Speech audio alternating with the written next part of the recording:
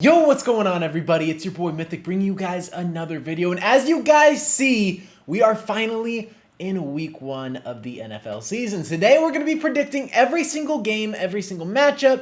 I'm going to be giving you guys all the predictions, all the inside scoop of how to go a perfect, I believe it is 16-0 because there's 32 teams. Every team is playing week 1. So we're going 16-0, starting off with a banger. But before I start and drop my predictions, you guys let me know yours down in the comment section below. But let's go ahead and get this thing cracking. I want you guys to predict every single game to see if you go 16-0 as well, or how close you can get.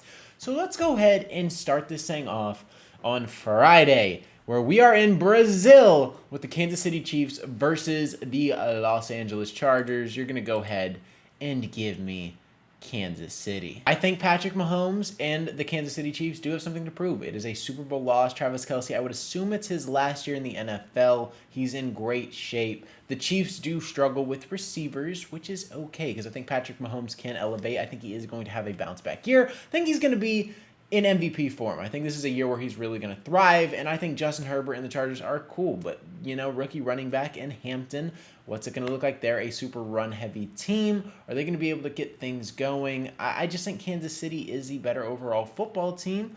I think they're going to edge this one out. Then we got the Jets versus the Steelers. I'm not a Justin Fields guy, so go ahead and give me Pittsburgh. I think Aaron Rodgers is a really good quarterback even in the year 2025 and will be in 2026. I think he is a fantastic guy to have in that locker room for Pittsburgh and Mike Tomlin in this organization. He was just voted a captain. On top of that, they got Johnny Smith, Jalen Ramsey, phenomenal trade, trading away Mika Fitzpatrick, who is slowly declining, but Jalen Ramsey is at the top of his game, still a top 5 corner, top 7 at the bare minimum. I think the Steelers defense is crazy stacked. I think that Aaron Rodgers still is able to elevate talent, and he's just that veteran guy. There's not many quarterbacks like him in the league anymore that's just a savant at the position, and I think the Steelers are going to edge this thing out. Then you have Miami and the Colts. This game, very tough to predict. I want to go the Colts just because the gut feeling that I have that Daniel Jones might ball out, and that's the crazy thing. And Miami, they have talent. They got Tyreek Hill. They got Tua. They got a lot of controversy, though. That defense is not the same. They did go ahead and get Mika Fitzpatrick, who they got from the Steelers, but I just don't think that's going to be enough. I'm going to go the Colts, and for some reason, this page is just unresponsive, and it's not working. So whenever the time is right and whenever this little button is going to work for us, we're going to go ahead and take the Colts. There we go.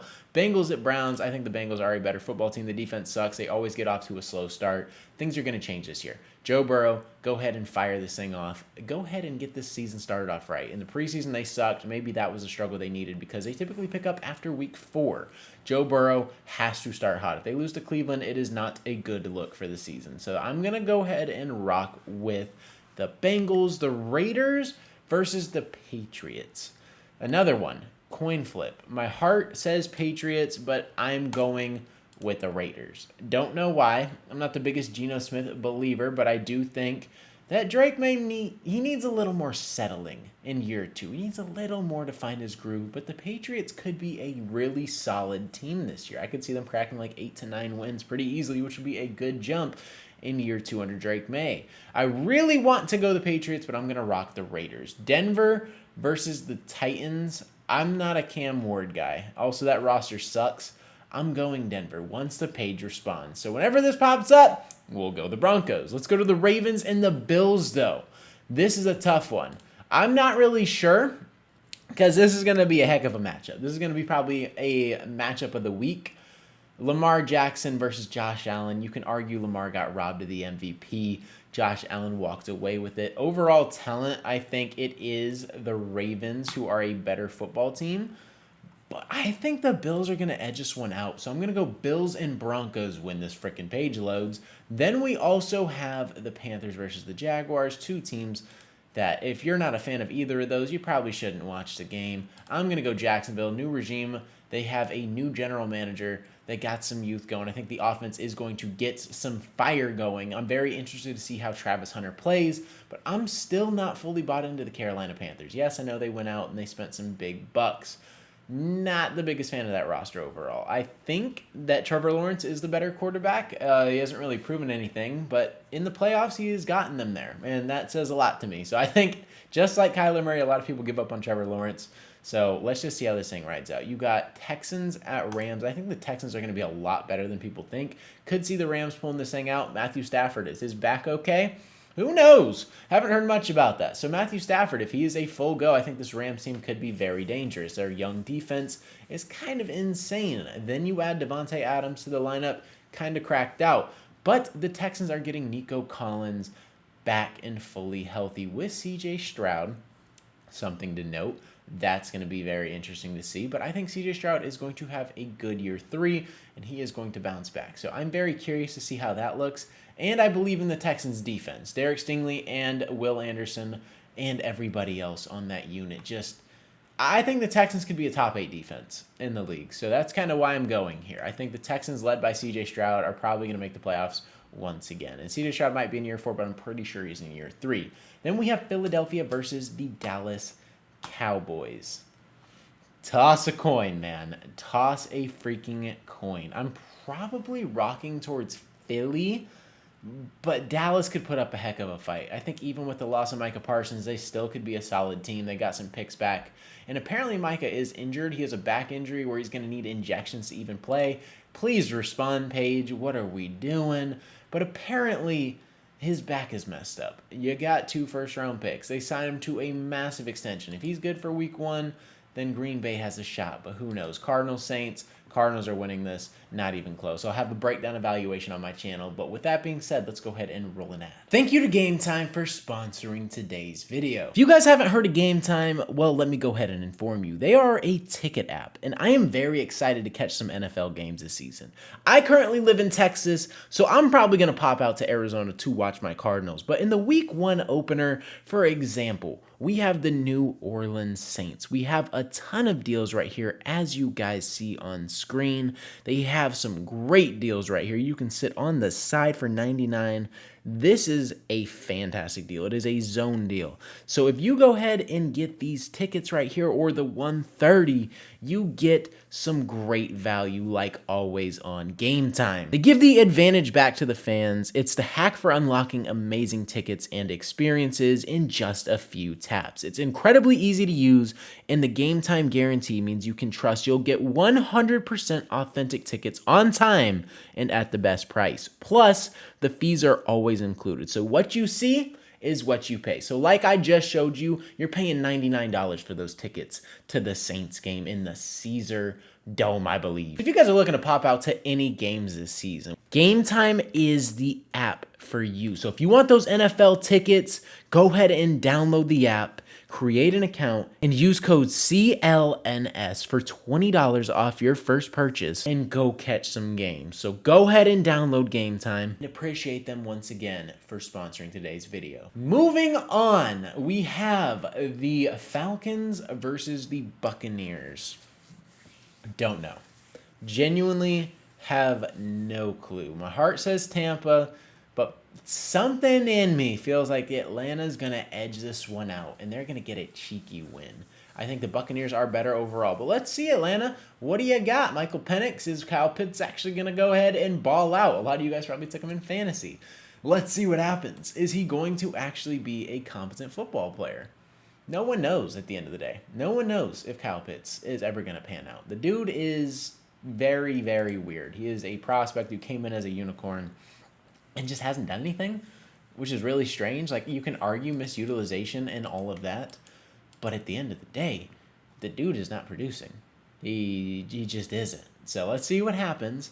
But this division is very interesting. I like Baker Mayfield. I think he is a top 10 quarterback, I would say, in the league. He's 30 years old, and I love what they did with Emeka Egbuka. He's one of my favorite receivers in this draft. I think they have a solid defense, but I don't know if Baker Mayfield's last year was going to reciprocate, so we'll see what happens. Atlanta could have a little underrated, scary defense, so we'll see what happens here.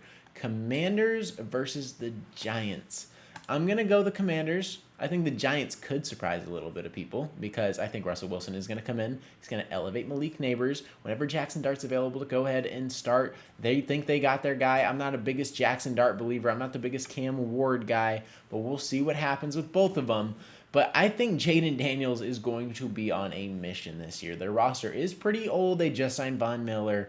They've re-upped. They got Laramie Tunsil. They added a lot of players into that locker room that are good for Jaden Daniels. I think if Tunsil gets the holding under control, he'll be a very solid left tackle, top 5 in the league. If he can protect Jaden Daniels and not get his ribs broke, then you're probably going to make a good run this year and probably crack 10 wins. So we'll see what happens here. I think the Giants could shock people, but it's not the day. I like their defense.